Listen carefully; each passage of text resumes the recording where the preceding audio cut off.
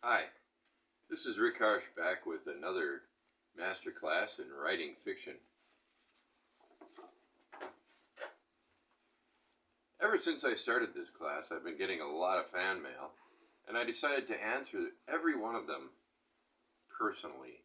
Yesterday, I got one from Todd Simmons, who wrote, Todd Simmons from Wales. You know where that is?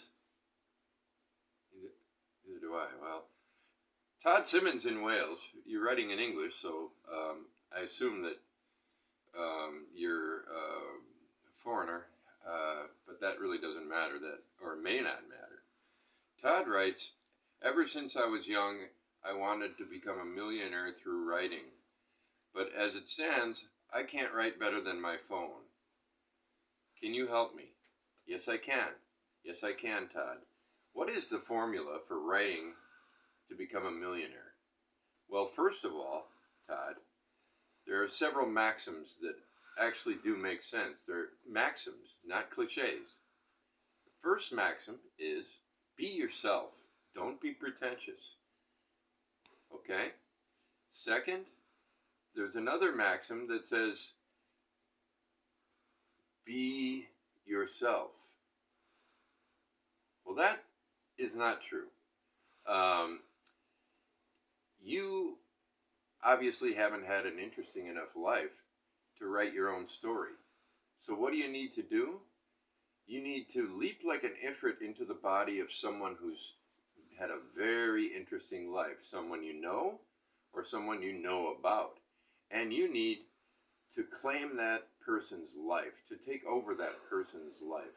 And I mean, in the creepiest way imaginable, you need to become that other person and write that person's story, or parts of that person's story if you want to write a trilogy or a tetralogy or a quadrectomy. Now, so let's say that person was a sailor. Okay, well, then you write the best-selling sailor novels.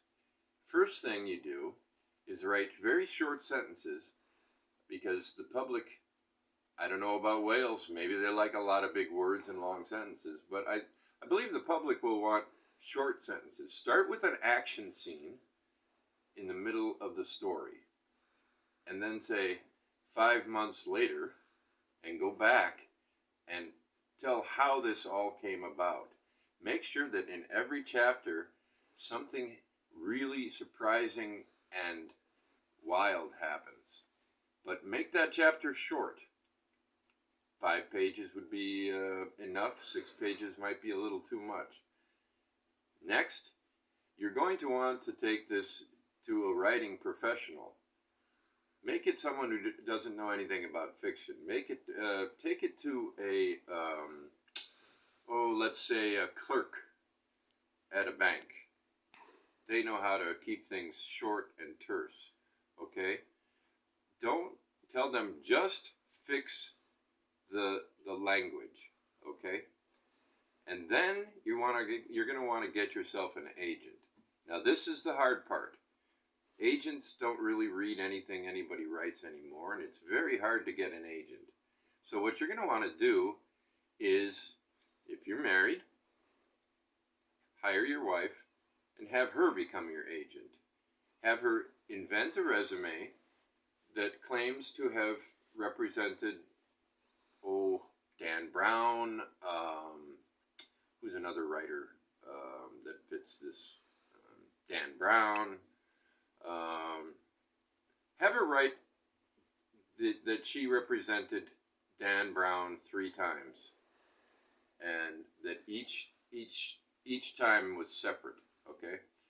Now, what you're going to want to do is keep your book under 231 pages. That seems to be the general number of pages. You know, it's been scientifically proven that 231 pages is too long for the general reading public, your public.